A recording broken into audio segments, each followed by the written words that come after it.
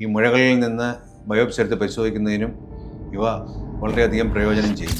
ഈ സ്പൈഗ്ലാസ് കൊളഞ്ചോസ്കോപ്പി എന്ന് വെച്ചാൽ എന്താണ്? ഇത് നൂതനമായ ഒരു ചികിത്സാ സംവിധാനമാണ്. നമ്മുടെ പിത്തസഞ്ചി കുഴലിലേക്ക് നേരിട്ട് ഒരു ക്യാമറ കയറ്റി പിത്തസഞ്ചി കുഴലിൽ പരിശോധിക്കുന്നതാണ് സ്പൈഗ്ലാസ് കൊളഞ്ചോസ്കോപ്പി എന്ന് പറയുന്നത്. സാധാരണയായി ഇത് ഏത് തരത്തിലുള്ള ആൾക്കാർക്കാണ് ഇത് ചെയ്യുന്നത്? സാധാരണയായി പിത്തസഞ്ചിക്കുഴലിലുണ്ടാകുന്ന കല്ലുകൾ അല്ലെങ്കിൽ പിത്തസഞ്ചിക്കുഴലിലെ ചുരുക്കം, പിത്തസഞ്ചിക്കുഴലിലെ മുഴകൾ ഇവയെല്ലാം നിർണ്ണയിക്കുന്നതിനും കല്ലുകൾ പൊടിച്ചു കളയുന്നതിനും ഈ മുഴകളിൽ നിന്ന് ബയോപ്സി എടുത്ത് പരിശോധിക്കുന്നതിനും ഇവ വളരെയധികം പ്രയോജനം ചെയ്യുന്നു. ഈ ERCPയും സ്പൈഗ്ലാസ് കൊളഞ്ചോസ്കോപ്പിയും തമ്മിൽ എന്താ വ്യത്യാസം? ERCPയിൽ നമ്മൾ പിത്തസഞ്ചി കുഴലിലേക്ക് മരുന്ന് കയറ്റി എക്സ്റേ എടുത്ത് പിത്തസഞ്ചി കുഴലിൻ്റെ ഘടന നിർണ്ണയിക്കുകയാണ്.